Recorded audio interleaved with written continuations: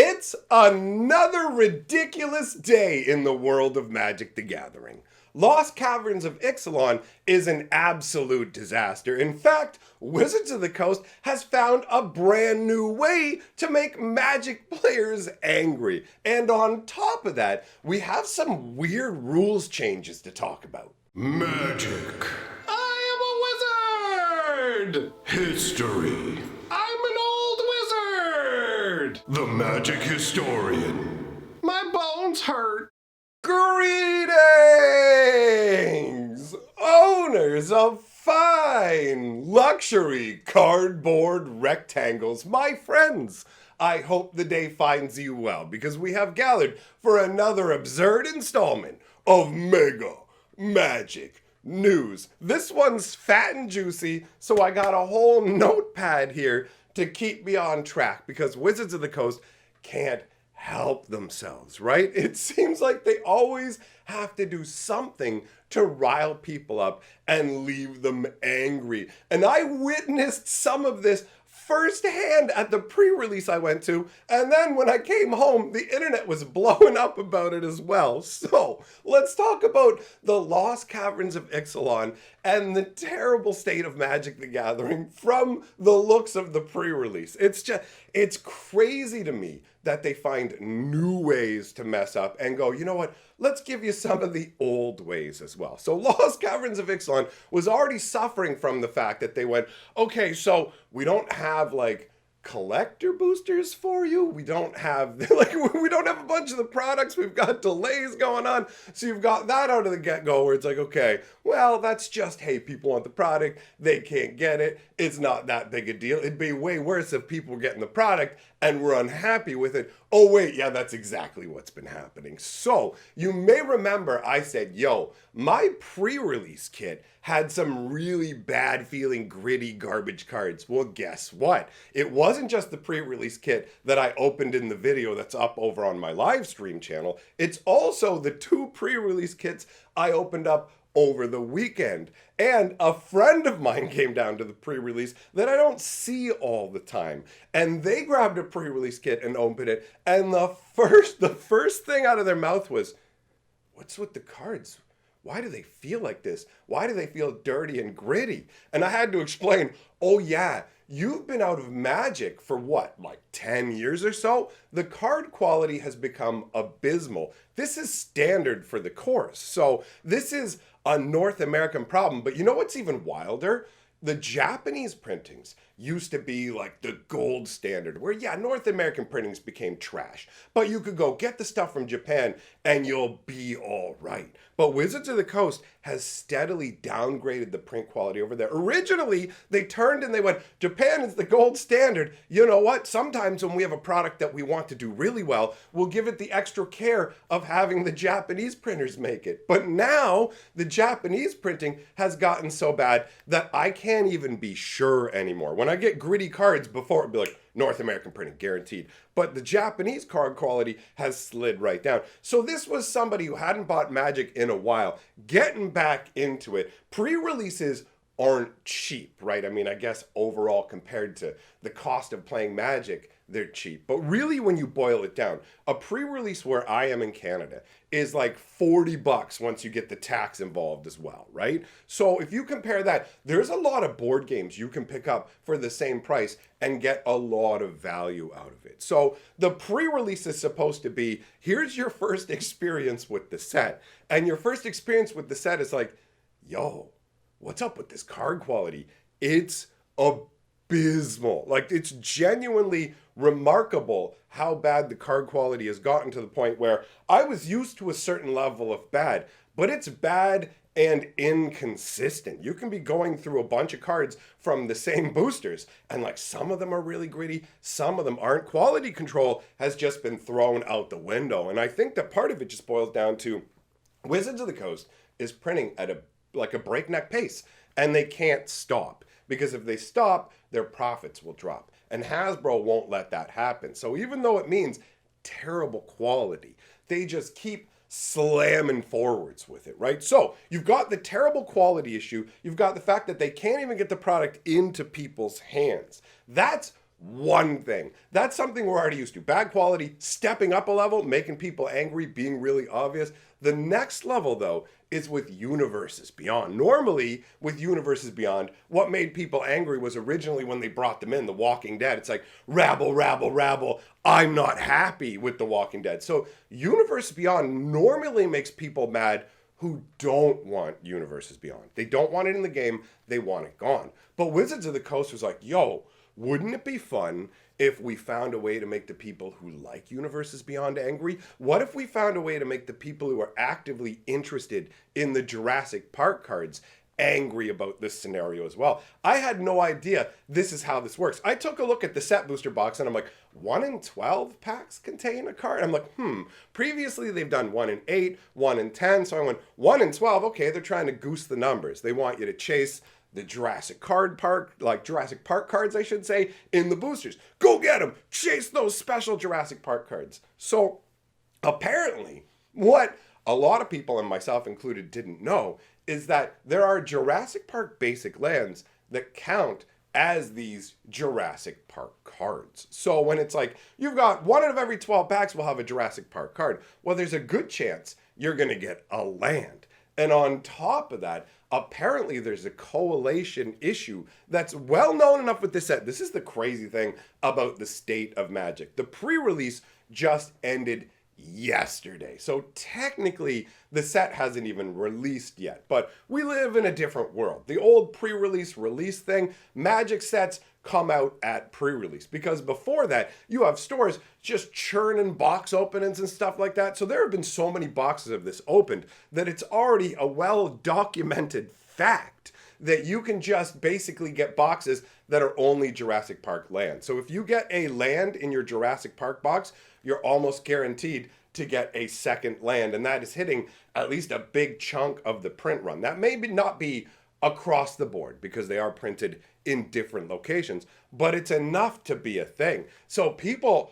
are peeking about that. They're going, wait a minute. So you put Jurassic Park cards in here, and you told me I can get Jurassic Park cards, but it's just a plains with a Brontodon going, woo, look at me on it, and like, that's it? But you showed me, like, I want Chris Pratt. I want the Chris Pratt card to put on my wall and kiss it with greasy chicken finger lips. Like, that's what I want. I don't want a Brontosaurus land. So people are angry about that. And like, I didn't realize how many people are mad about it, but there are multiple Reddit posts, some posts just titled Jurassic Park cards. And then when you read it, I'm extremely disappointed that the basic lands are included. And then straight up, warning, like in all capital, warning, don't buy Jurassic Park if you expect to not get basic lands. It's got more basics than the regulars. So you've got that. But what compounds it even further than that is not only can you just get hosed with a basic land, you can get hosed with a token.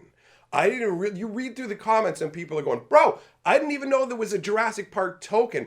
I just threw it out. I threw it out. I didn't even know. I just thought, oh, the Jurassic Park cards will actually look like Jurassic Park cards, and they wouldn't bother to just make it a throwaway token. But yes, you can get a set booster and it's like, congratulations. Dun, dun, dun, dun, dun, dun, dun. You got a token. Like, bro, it's Wizards being greedy, if you haven't figured it out. It's them going, all right, we like them chasing lottery tickets. We want them to chase these cards. So hose them with lands, right? And actually, speaking of lands, another thing, now this didn't happen to me because I'm super entrenched with Magic. So I'm just used to all the different kinds of lands. But I watched this happen in person and a bunch of people saying it online, where the new land cards from the Ixalan set, they look like tokens. Now, when I see them, I go, well, I know I see the land type on there. I'm used to Wizards making weird lands now. So for me, I was accustomed to it. And I didn't think for a heartbeat that it was a token. But my friend insisted, yo, this legit looks like a token. Came across more lands going through more packs. These look like tokens to me. And going online, more people are saying that. Now, that's not really automatically a screw up, right? A style that doesn't land right and people don't kind of like connect with it and they just kind of have to figure out their special lands. That is only kind of a minor screw up. Overall, it's fine for the general populace of Magic players that either aren't going to care or know what they are, but you're going to have people who just think these are tokens and what you meant to be as a special land, because these don't show up in every pack, right? These are supposed to replace every X number of regular basics. So something that's supposed to be this specialized thing instead is looked at as garbage and thrown off to the side. So that is a design fail. When you try and make something look special and instead you do the opposite, that is a massive screw up. So the Jurassic Park card scenario is a wild one where it's like, bro, Universes Beyond is what you're leaning into, right? This is where you're trying to bring more people in and you're hosing them and leaving them angry. This is the first time that I have seen complaints from genuine Universe Beyond fans, people who actively want to buy the Universe Beyond products, right? Wizards of the Coast has aggravated a whole wide swath of their customer base in different ways. But the Universe Beyond was kind of segmented into two groups. People who didn't like Universes Beyond and people who liked Universes Beyond. And people who liked Universes Beyond broke into the subcategory of I'm cool with all Universes Beyond or I just like particular Universes Beyond. And actually, on that note, I do just want to say that there's a chance we might be getting a Legend of Zelda Universe Beyond secret lair because the whole Legend of Zelda movie that's coming. And if that's the case, I'm totally on board with it. But that's obviously an aside. So the point is you have the enthusiasts for Universe Beyond, which were just straight up enthusiasts. Either, yes, this is for me, this isn't for me, not, no, I'm disgruntled with Wizards maneuvering things around so I can't get what I want to get out of the packs. And honestly, it's a really bad sign for the game when Wizards is already leaning more and more into Universes Beyond. Lord of the Rings is the biggest Universe Beyond we've ever had. It's the biggest Magic set we've ever had. It's sold the most. So to Wizards, it's the crown jewel. So if they're going, Universe Beyond is the crown jewel, and how do we basically make this worse for people? That's what it feels like this is a progression with Magic the Gathering. Of how do we figure out something that you like, and then how do we give you less of it for more money?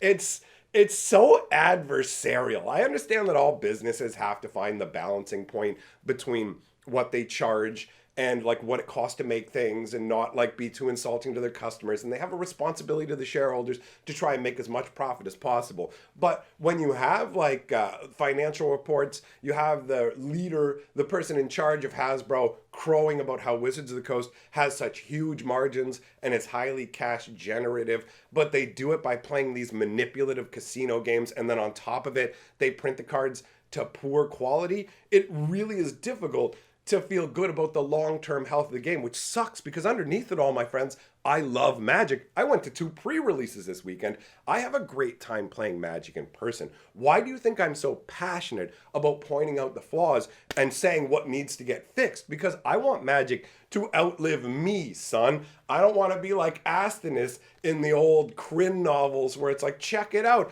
I'm chronicling the end. That is the absolute opposite of what I want. So, Wizards of the Coast messing up Universe Beyond and making Universe Beyond fans unhappy is a really bad move and not a good look for the future. Now, we have some weird rules changes to talk about, okay? So, Wizards, I mean, one of them isn't really that weird. The first one we'll talk about is Naga. So Naga are snake people, right? If you've like played fantasy stuff, you're kind of probably already familiar with them. But Wizards of the Coast had them as separate entities for Khans of Tarkir, and they were differentiated from, I mean, you had like the 4-armed Orochi from Kamigawa. You had a number of different snake people, but they wanted the Naga to be a separate character class kind of deal, where it's like, check it out, these aren't snake people, they're their own thing. But they're like basically far too small, far too narrow as a group comparatively. So what they're doing is they're just shifting their creature type over into snakes. So I guess anybody who specifically likes Nagas and doesn't like want snakes intermingled might be unhappy. But overall, I just see this as a beneficial rule for the game. And on a side note, it might stop weird little Twitch situations where there's a bunch of different games that have Nagas in them. Nagas are a cool character type, right? A cool monster type, whatever it is you want to use them as. But you know how nowadays we have algorithms that listen to what you're saying online and they'll catch things like that. And if you have an accent, it'll hear, like if you put the closed captioning on for videos, you will be laughing sometimes at what the computer thinks the person's saying. So, there have been video game streams where people are fighting against snake people, and they're like, yo, I'm gonna kill all these Nagas. And then all of a sudden it's like, stream ends. Twitch has removed this channel. And you're like, what? And it's like, yeah, no. Twitch's auto moderation did not hear it that way at all. So on the tiniest little side note, I suppose it helps any Magic. I mean, I've talked about them in tons of videos. I guess my enunciation is fantastic, so I don't have to worry about it. But when I saw they were changing that, it made me laugh because there was a few years back where that was genuinely an issue. People had to go to Twitch and be like, yo, can I please have my channel back? I was just fighting snake men. And then Twitch was like, we don't know. It's like, come on, man. The whole living in this era of like computerized stuff is wild. You'll get emails saying, we've had a human review this. And you're like, I sent you an email 10 seconds ago asking you to review this. It's literally impossible for a human to have actually reviewed this.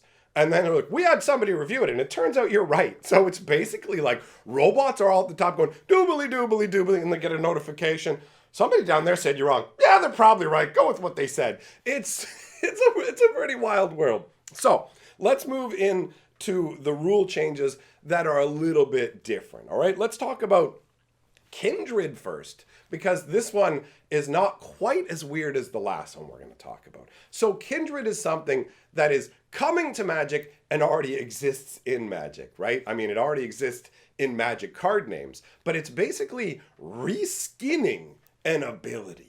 So, you know, tribal cards, if you don't know them, Wizards has kind of discontinued it in recent times, but tribal cards are basically like instants, sorceries, enchantments that have creature types. Normally, only creatures can have creature types, but you can have Goblin Bubblegum or Goblin Boots or whatever else, and it will have the Goblin subtype, right? So those tribal cards count as cards of those types. So if you cast like a goblin instant, then you do the instant. But if you had some goblin out who's like, whenever you cast a goblin, pat yourself on the back. Well, when you cast that, you get to pat yourself on the back, right? So tribal has been a part of Magic for years. It was one of the things that was really funky with Tarmogoyf, where people would just throw tribal cards into their deck just to get another card type into the graveyard.